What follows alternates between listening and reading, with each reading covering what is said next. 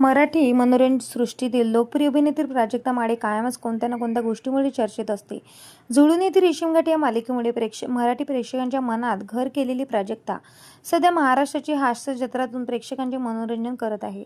आता ती तिचा 37वा वाढदिवस साजरा करते. या निमित्ताने केलेल्या तिच्या सोशल मीडिया पोस्टची चर्चा आता रंगलेली आहे. वाढदिवसापासून तिने एक खास संकल्प केल्याचं चाहत्यांना सांगितलं. प्राजक्ताने इथून पुढे व्हीगन होण्याचा निर्णय घेतलाय. हा निर्णय तिने स्वखुशीने नाही तर नाईलाजाने घेतल्याचंही सांगितले.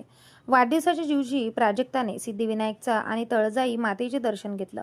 मंदिराच्या बाहेरचा फोटो शेअर करत तिने चाहत्यांना तिचा निर्णय सांगितला. तिच्या निर्णयाचा सध्या चाहत्यांकडून जाम कौतुक होत आहे. प्राजक्ता म्हणाली, आज सकाळीच श्री सिद्धिविनायक आणि आई तळजाई मातेचे मी दर्शन घेतले आणि या क्षणी मी पूर्णपणे व्हीगन होण्याचा निर्णय घेतलेला आहे. हा निर्णय मी स्वखुशीने नाही तर नाईलाजाने घ्यावा लागलेला आहे. दूध आणि दुग्धजन्य पदार्थामुळे मला सारखा कफ होतोय. त्यामुळे जर इथून पुढे मी चहा कॉफीला नाही म्हणाले तर आश्चर्य वाटून घेऊ नका.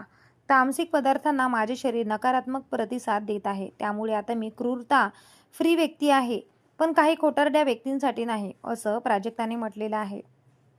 तिच्या या पोस्टवर चाहते तिला भरभरून शुभेच्छा देत आहेत. तिच्या निर्णयाचा अनेकांनी स्वागतही केलेलं आहे. प्राजक्ता स्वतःच्या शारीरिक आणि मानसिक स्वास्थ्यावर कायमच लक्ष देताना दिसते. अनेकदा ती आध्यात्मिक गुरु श्री श्री रविशंकर यांच्या बंगळूरच्या आर्ट ऑफ लिव्हिंग आश्रमात जाताना आपल्याला दिसते. शूटिंगमधून वेळ काढत मौन व्रत, सात्विक आहार, योग यावर लक्ष केंद्रित करताना ती दिसते. काही दिवसांपूर्वी दिलेल्या मुलाखतीत तिने नॉनव्हेज खात नसल्याचेही सांगितलेले होते.